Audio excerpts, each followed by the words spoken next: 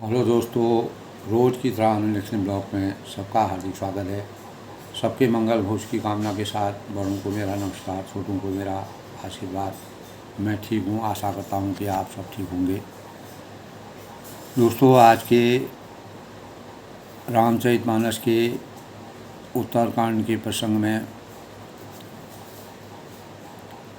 संपूर्ण रामायण रामचरितमानस का 7 अध्यायों का हम जब संपूर्ण प्रसंग या संवाद का अध्ययन करते हैं दोस्तों, हमारे जीवन में सबसे बड़ी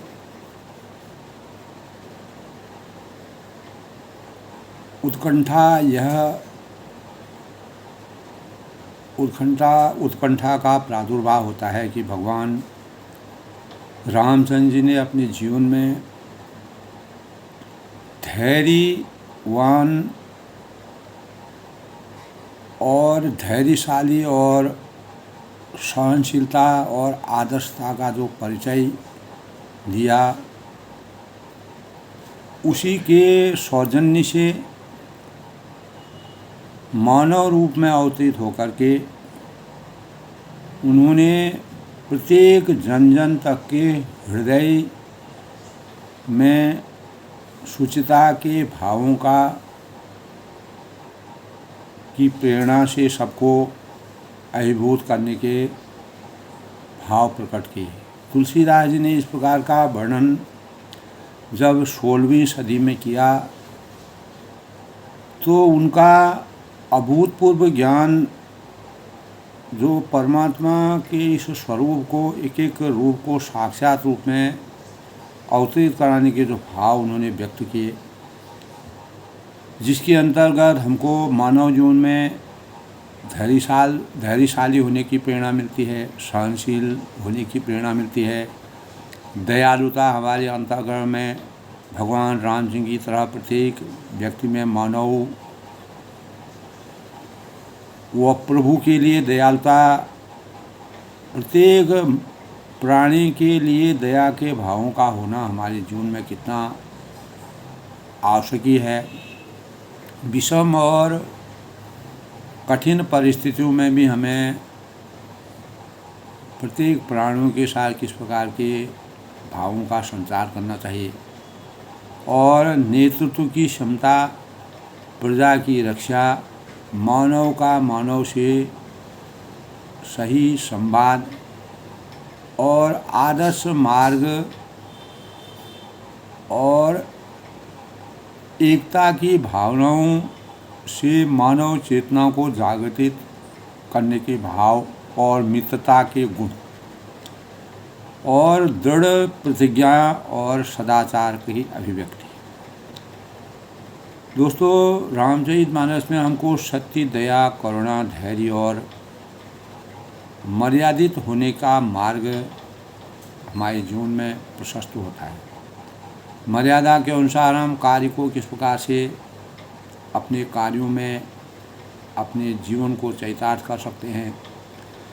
मर्यादा पुरुषोत्तम भगवान रामचंद्र जी सर्वगुण संपन्नता के मानक के रूप में मानव जीवन में उन्होंने अवतरित होकर के अनेक प्रकार के लोक कल्याण के कार्यों का सबसे प्रमुख कार्य उनका जनमानस की रक्षा करना, और जो व्यथित हैं, परेशान हैं, दुखी हैं, दरिद्री हैं, जो सताए हुए हैं और जिनको सताया जा रहा है, तो उनके जीवन में परिवर्तन करना, उनको सुखमय जीवन की ओर आकर्षित करना। और इसीलिए उन्होंने अनेक प्रकार की राक्षसी, अहंकारी, अत्याचार, असत्य, अनाचार से अनेक प्रकार के राक्षसों का, या जो राक्षसी माया में अवतरित हुए, उनका वध करके उनको हमेशा के लिए मोक्ष प्राप्त की, ताकि वह अगले जन्म में मानव सृष्टि में अवतरित जितने भी मानव हैं उनको किसी प्रकार की परेशानियों से परेशान ना आए और उनका जीवन सही और सुगम तरह से सुखमय जीवन यापन करें। तो भगवान राम ने दोस्तों विष्णु भगवान के अवतार, भगवान रामचंद्र जी को विष्णु भगवान का अवतार माना जाता है। तो गरुड़ जी को भी यही संदेह उनके अंतःकरण में एक मानव होने के, पशु पक्षियों का राजा होने के परिणाम स्वरूप और पशु पक्षी के रूप में जीवन धारण करने के बाद मर्यादा पुरुषोत्तम रामचंद्र के प्रति जो संदेह था, उस संदेह को जिस प्रकार से उन्होंने अवतरण लिया था, उस संदेह को समाप्त करने के लिए देवर्षि नारद और ब्रह्मा जी के पास उनको भेजते हैं और ब्रह्मा जी उनको शंकर जी के पास भेजते हैं। और भगवान शंकर ने भी गरुड़ को उनका संदेह मिटाने के लिए काकभूषण जी के नाम के एक कौवे के पास भेज दिया, जो मर्यादा पुरुषोत्तम भगवान राम जी के शरीर में व्याप्त विशाल काय ब्रह्मांड और जगत और सातों प्रकार के जो परतें होती हैं, उन परतों को देखने के भावों का जब उनके अंतःकरण में इतना विशालकाय स्वरूप जब काकभूषण को दिखाया, तब काकभूषण जी बड़े व्याकुल हुए, भयभीत हुए। उसी भय अंदर ही अंदर उनको परमात्मा के अंदर जब इतना दिव्य स्वरूप दिखाई दिया, तो परमात्मा को वो मुस्कुराने लगे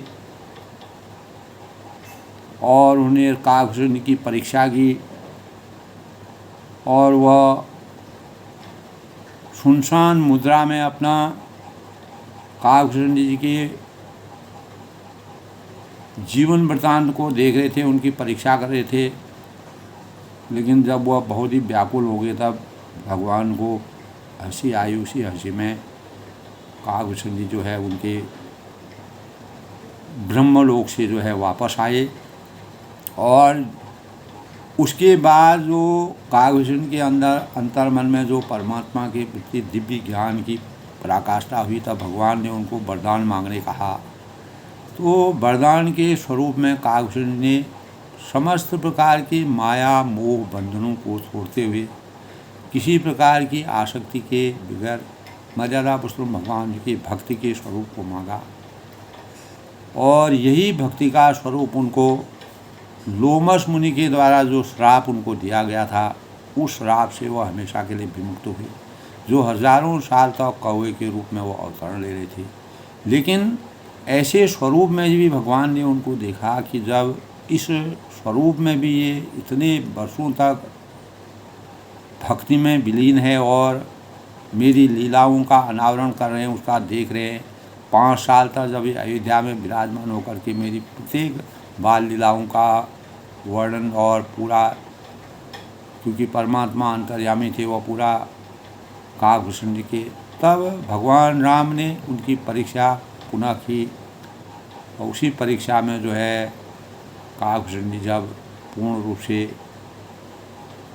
भक्ति भाव में, स्नेह में और मर्यादा पुरुषोत्तम भगवान राम की वास्तविक उनके भक्ति भाव में वह पूर्ण रूप से समर्पित हुए, तब भगवान ने उनको मानव जीवन में अवतरित होकर के और जीवन की लीला को, सृष्टि को किस प्रकार से मर्यादा पुरुषोत्तम भगवान राम जी सृष्टि को चलाने का प्रयास किया, कैसे सृष्टि का निर्माण किया, तो उसके बारे में पूरा विस्तार के साथ काकभूषण जी को समझाने का प्रयास किया।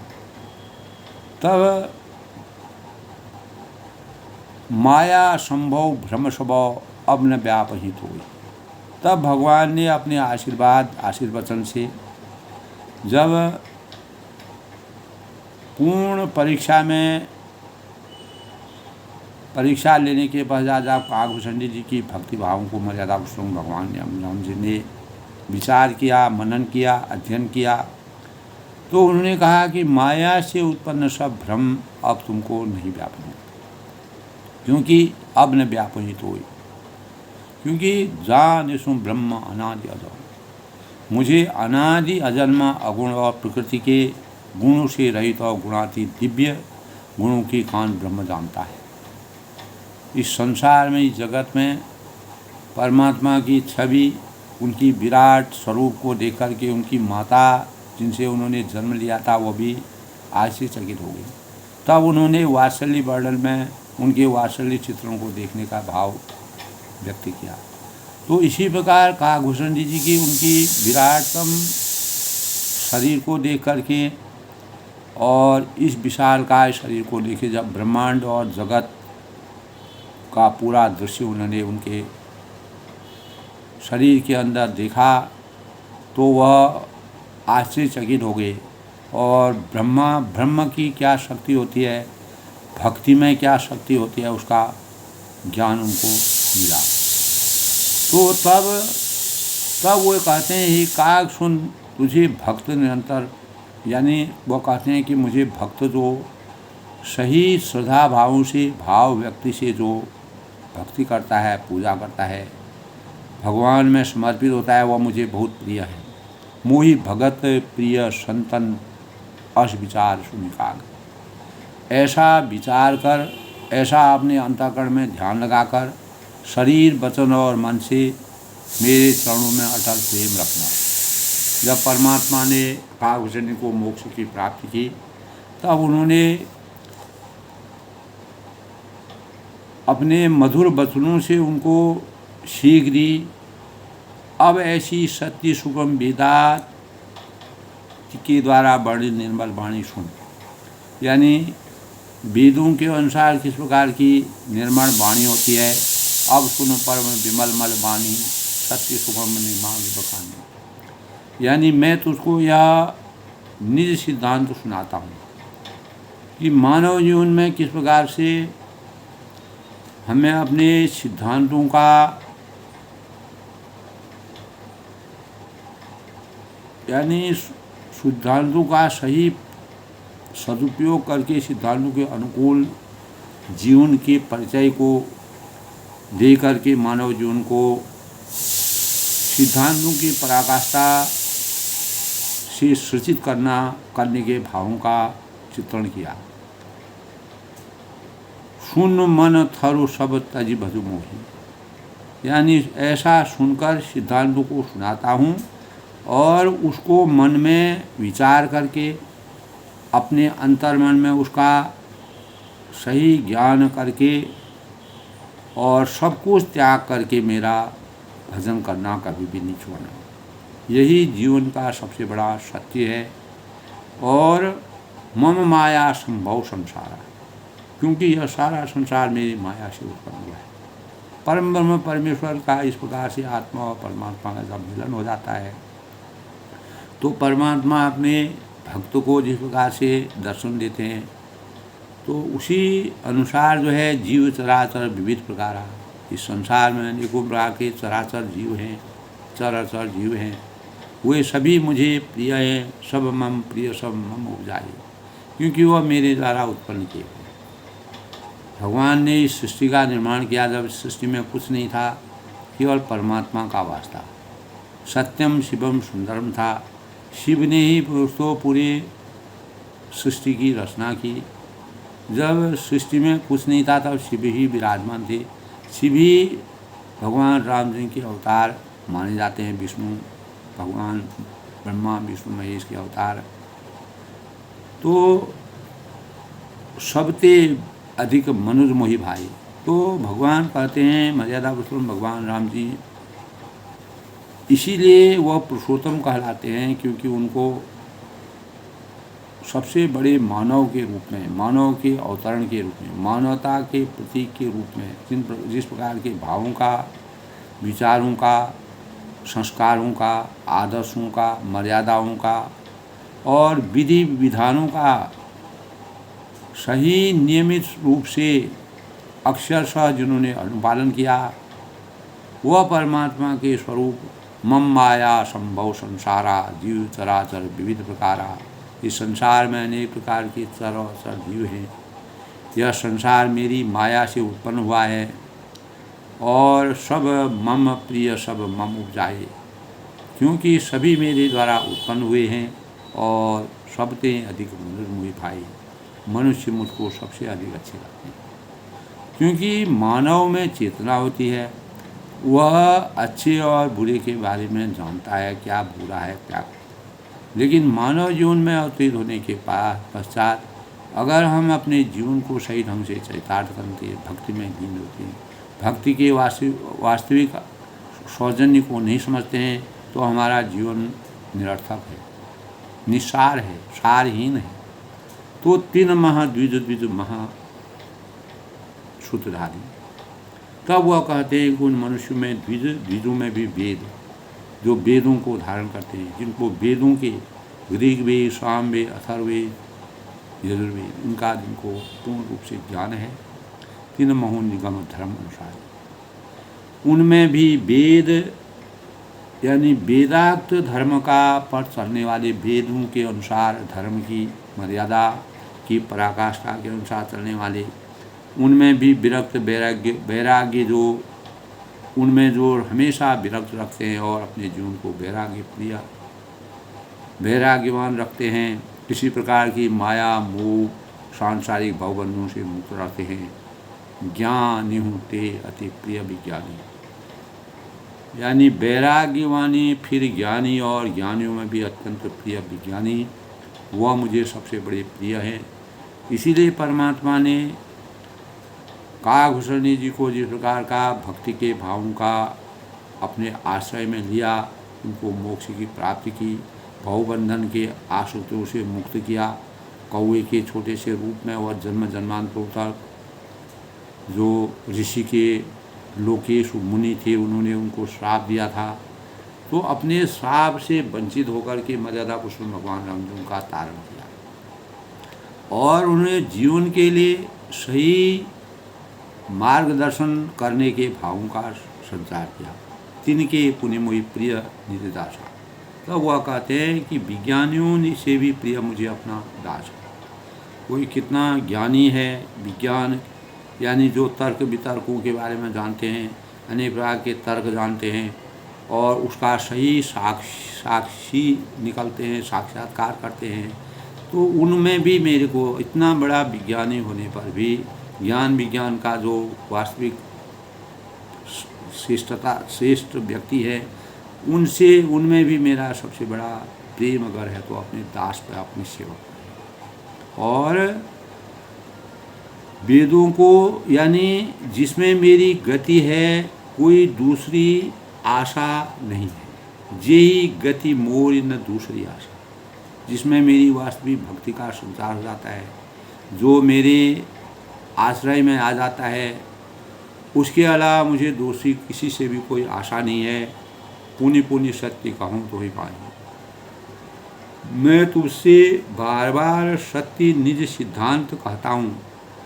मानवीय जीवन में, मानव जीवन में अवतीर्ण होकर के कैसे सिद्धांतों का अनुपालन करना चाहिए, तभी कहा है जो सो रघुकुल रीत सदा चली आई, प्राण जाए पर बचन। क्योंकि सिद्धांतों की पराकाष्ठा के आगे सब कुछ व्यर्थ है। अगर हम सिद्धांत विहीन हो जाते हैं, अपने सिद्धांतों के अनुसार कार्य न करते हैं और अपने सिद्धांतों से विलीन होकर के हम गलत कार्यों को करने में, तो जो हमने प्रण किया है, जो हमारा कर्तव्य है, जो हमारी निष्ठा है, जो हमारा वास्तविक मानव जीवन का कर्तव्य, अगर हम उसको नहीं करते हैं तो मोहि सेवक सम प्रिय को नहीं। मुझे अपने सेवक के समान अगर जो सिद्धांतों से परिपक्व है, पूर्ण ज्ञान, जिनको सिद्धांतों के बारे में पूरा मनन करते हैं, अध्ययन करते हैं, उनका सहर्ष अपने जीवन में अनुपालन करते हैं, ऐसा सेवक ही मेरे को प्रिय है। भगतहीन बिरंच किन होई, मम जीवों सम प्रिय मुझे सोई। भगतहीन बिरंच किन होई, भगतिवंत अति नीचऊ प्राणी, मोहि प्राण प्रिय असीमम वाणी। अब भगवान ने कहा कि संसार में, इस संसार की रचना करना, इस प्रकार इस संसार की सृष्टि का निर्माण करना, सृष्टि का निर्माण करके सृष्टि के का संचार करना और सृष्टि का संहार करना। ब्रह्मा विष्णु महेश में जो सृष्टि के अवतरण के लिए परमात्मा ने तीनों को देव रूप में प्रकट करवाया और उन्हीं के सौजन्य से संसार का सृष्टि की रचना होती है, सृष्टि का पालन होता है और सृष्टि का संहार होता है। तो अगर भक्तिहीन ब्रह्मा ही क्यों न हो, अगर ब्रह्मा विष्णु महेश में से तीनों में से कोई एक भी हो तो वह मुझे जीवों के समान ही प्रिय है। अगर वह भक्तिहीन है तो वह मुझे जीवों के समान ही प्रिय है। परंतु भक्तिमान अत्यंत नीच भी प्राणी है। अगर भक्तिमान जो है, जो भक्ति में पूर्ण रूप से लिप्त है, लीन है, वह प्राणी मुझे प्राणों से भी प्रिय है और वह मेरी घोषणा है। ये मेरी अंतिम इच्छा यही है और इस संसार को सही रूप से संचालित करने के यही सबसे अच्छे भाव है। तो जब इस प्रकार के भावों का, तब पवित्र और सुशील और सुंदर बुद्धिमान बुद्धि वाला जो व्यक्ति है, काकभूषणी जी, काक चेष्टा बको ध्यानम स्वान निद्रा तथैव सौ अल्पाहारी गृह त्यागी विद्यार्थी पंचरथ। तो कौवे की जैसी चेष्टा जिसमें, यानी इतना पवित्र सुशील और सुंदर बुद्धि वाला जो काकभूषण जी जो पवित्र सुशील और सुंदर बुद्धि वाले हैं, किसको ऐसे सेवक जो हैं हर एक देवता को प्रिय होंगे। हर एक, अगर मानव में भी जो सही सिद्धांतों के अनुकूल चलने वाले हैं, मानवता में भी अगर इस प्रकार के मानव मिलते हैं तो वह सबके आकर्षण का केंद्र बन जाता है और सबके मन का या दिल का हार बन जाता है। तो श्रुति पुराण कह नीति ऐसी, तो वेद और शास्त्र, नीति, पुराण ऐसी ही जो मर्यादा से संपन्न है, ये हमारी नीति कहती है। और हे काकभूषणी, इस प्रकार की बातों को तुम सावधान होकर सुनो।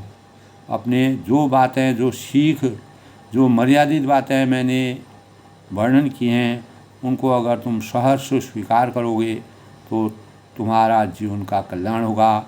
और जिस प्रकार तुमने हजारों सालों तक कौवे के रूप में जन्म लिया, उससे तुम हमेशा मोक्ष की प्राप्ति कराओगे और मानवता के धर्म के अनुसार अपने कार्यों को संपादित करके और इस संसार के भवबंधन से हमेशा मुक्ति प्राप्त करोगे। तो दोस्तों, ये कल के प्रसंग की बात थी जब मर्यादा प्रसंग भगवान रामचंद्र जी काकभूषण जी को अपने पूरे संपूर्ण भक्ति के भावों का उनके अंतःकरण में,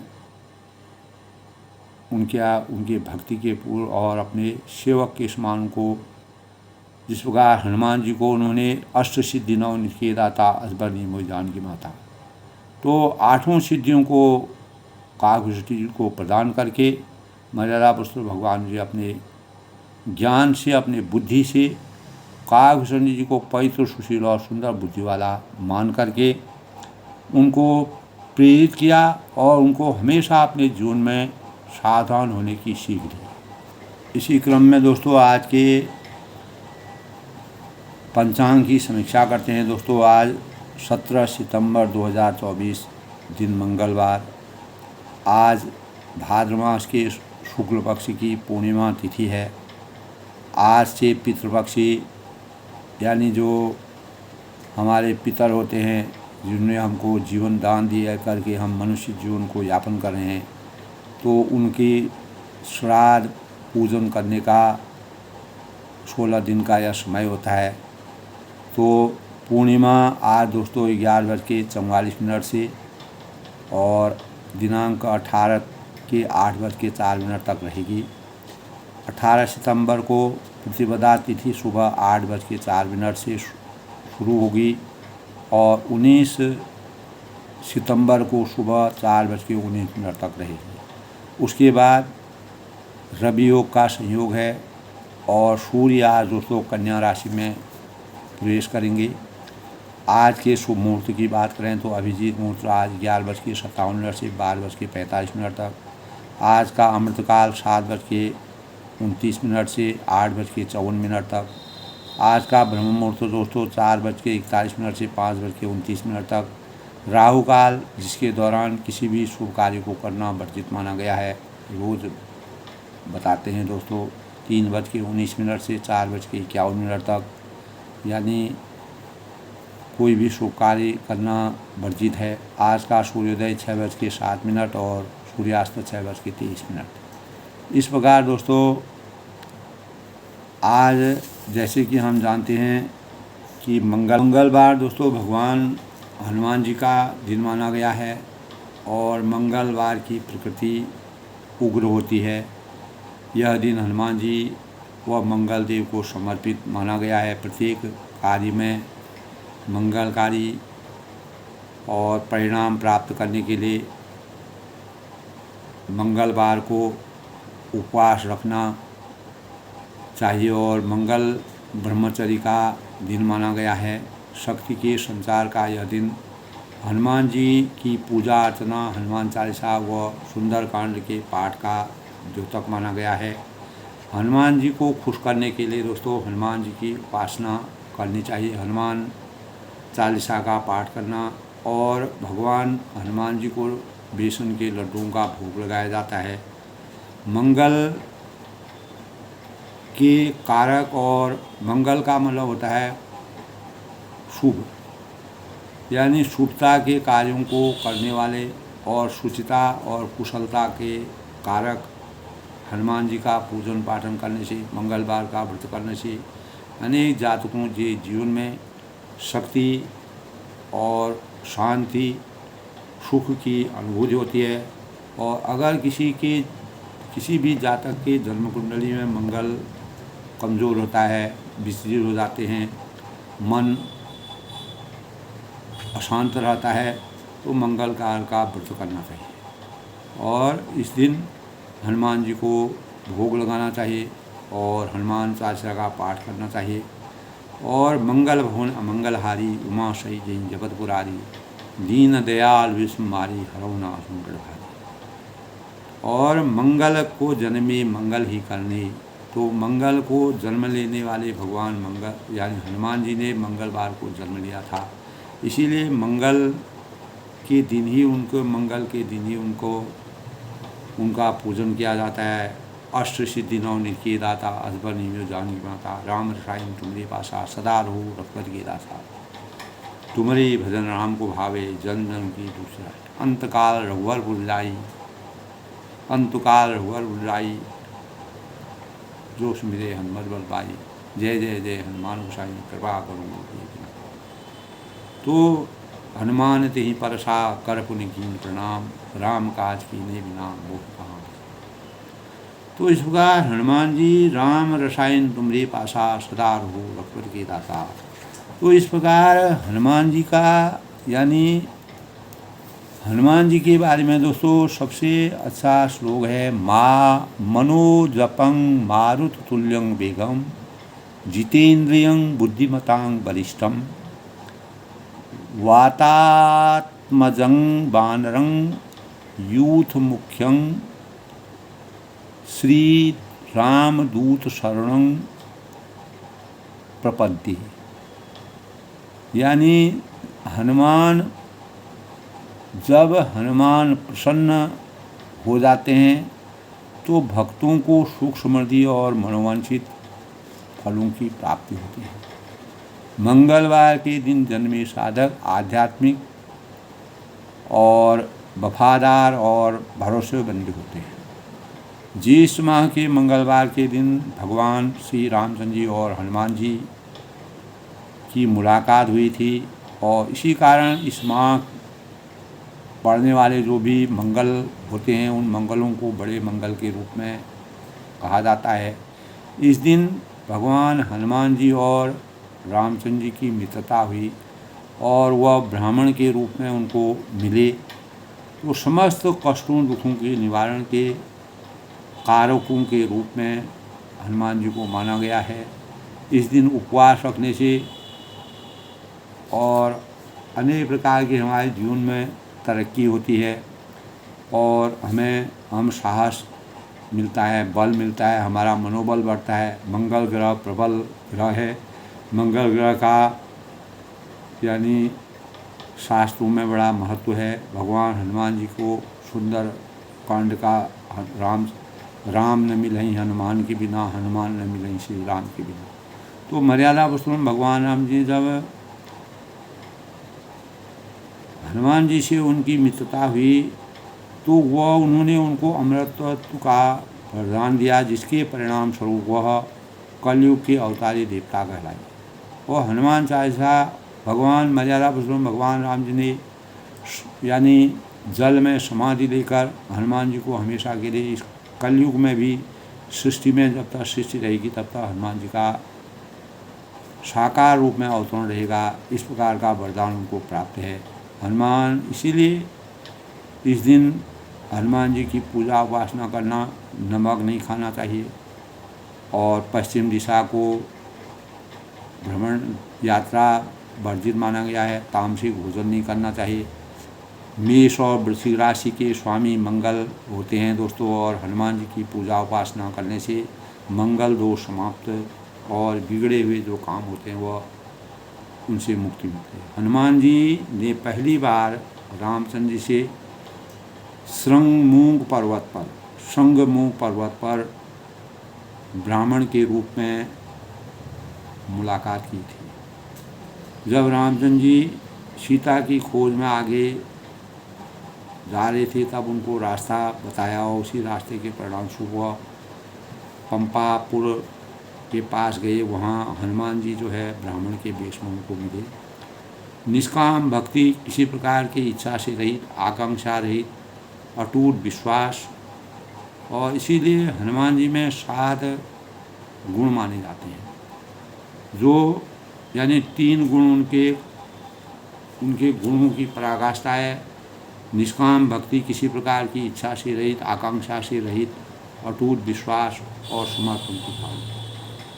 तो हनुमान जी प्रमुख देव 4 कारणों से इसलिए माने जाते हैं क्योंकि वह एक सुपरमैन के समान मानव जीवन के लिए प्रेरणा के स्रोत हैं। दूसरा, वह पावरफुल माने जाते हैं। ईश्वर के प्रति पूर्ण रूप से समर्पण की भावनाएं। हनुमान ते परसा कर पुनि कीन्ह राम काज कीन्हे बिना मोहि कहां विश्राम। तीसरा यह कि दोस्तों अपने भक्तों की सहायता वह तुरंत करते थे। और आज भी दोस्तों सशरीर हनुमान जी के विराजमान होने का है कि इस प्रकार के हमारे शास्त्रों में, और भगवान रामचंद्र जी ने हनुमान जी को हमेशा अमरत्व का वरदान दिया, यह हमारे शास्त्रों में कहा गया है। तो दोस्तों हनुमान जी के अंतःकरण में मर्यादा पुरुषोत्तम भगवान रामचंद्र के प्रति श्रद्धा प्रेम की दिशा के बदल जाने का नाम है। तो काकभूषण जी और हनुमान जी को मर्यादा पुरुषोत्तम भगवान राम जी ने किस प्रकार से, आज जहाँ एक और काकभूषण जी का प्रसंग है वहीं हनुमान जी का प्रसंग है। तो प्रेम की दिशा को बदल जाने का नाम, यानी श्रद्धा जो है प्रेम की दिशा को बदल जाने का नाम है। प्रेम जब संसार की ओर बढ़ता है तो इंद्रिय सुख में तृप्ति को ढूंढता है, आसक्तियों में उलझता है और वासना बन जाता है।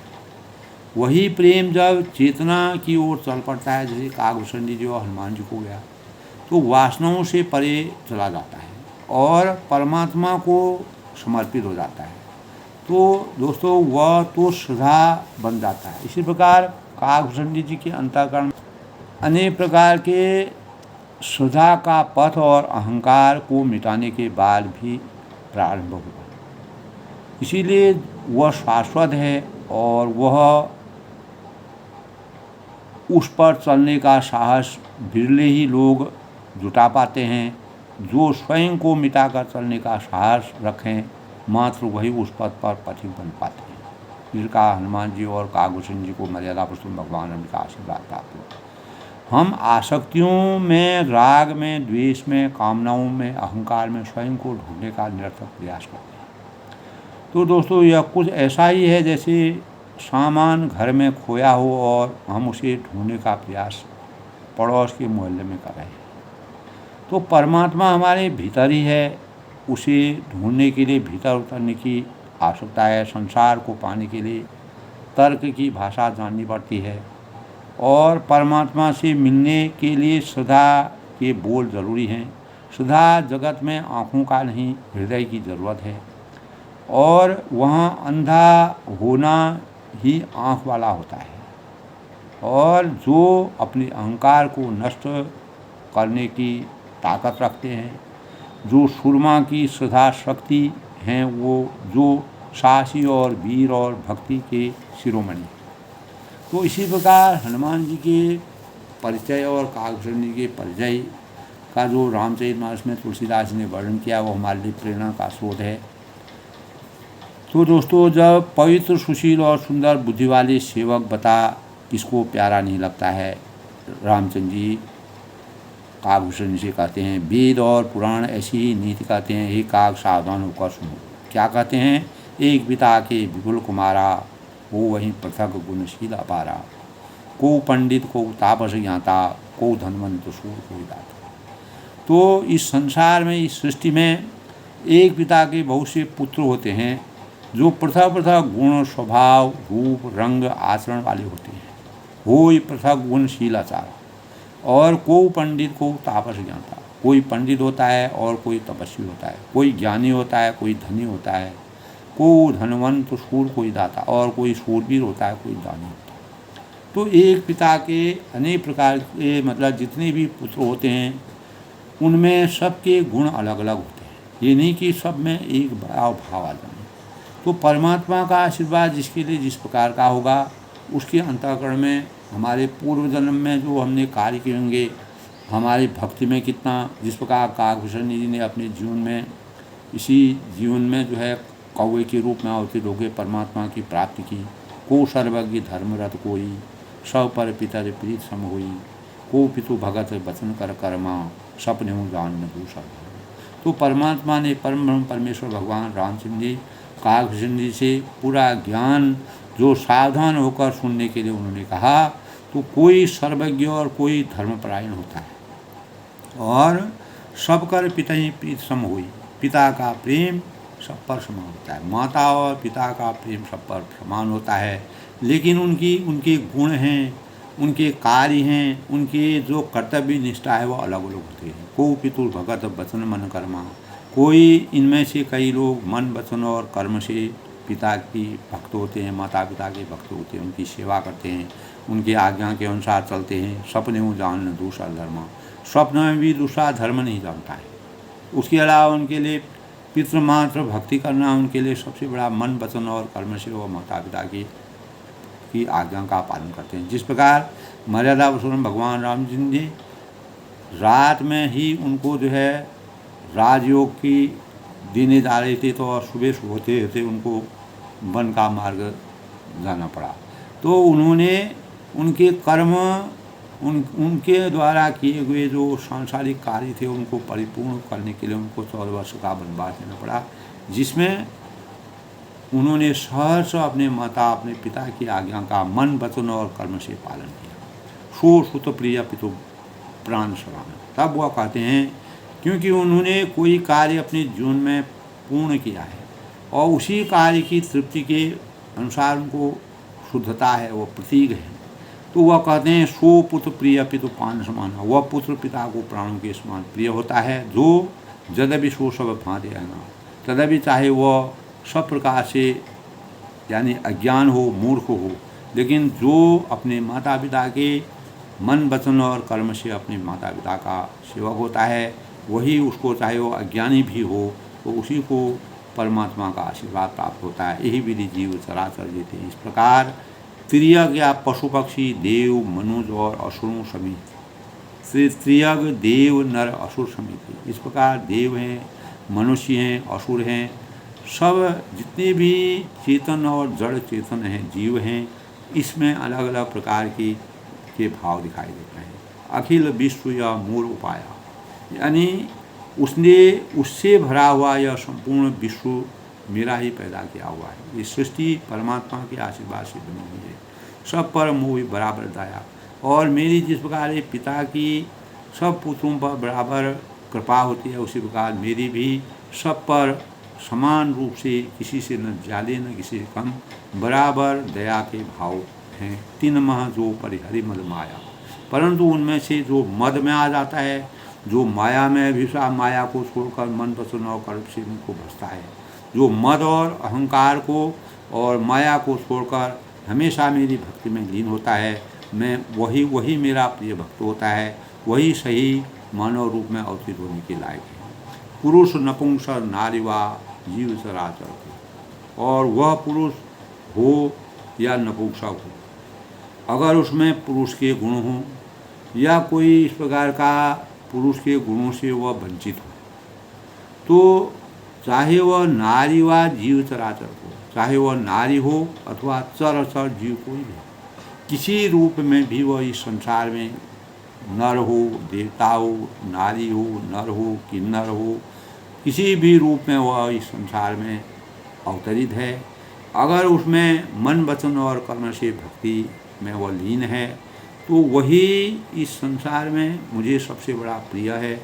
और सर्वभाव भज कपट तनी, जो उन्होंने अनेक बार मर्यादा पुरुषोत्तम भगवान राम जी कहा, छल छिद्र मोही नहीं भावा, मोही छल छिद्र नहीं भावा, जो छल छिद्रों से रहित होता है, कपट से हीन होता है, तब उन्होंने कहा सर्वभाव भज कपट तनी, सब चीज़ छोड़ करके, सारे संसार के जो भी कार्य हैं सबको छोड़ करके, और कपट भावों को, कपट और गलत कार्यों, गलत विचारों से अभिशप्त जो लोग होते हैं उनको मैं प्रिय नहीं हूँ, मुझे वह प्रिय नहीं है। और कपट छोड़कर जो भी सर्वभाव से मुझे भसता है, सर्वभाव भज कपट तनी, संपूर्ण माया मोह लोभ क्रोध, इस सांसारिक माया मूर्धन के बंधनों से मुक्त होकर के जो मेरे को भसता है, वही मुझे परम प्रिय है, वही मेरी आसक्ति में आ सकता है, वही परमात्मा के प्रसाद को प्राप्त कर सकता है, वही भक्ति का वास्तविक आशीर्वाद प्राप्त होता है, उसी में परमात्मा के भावों का सृजन होता है।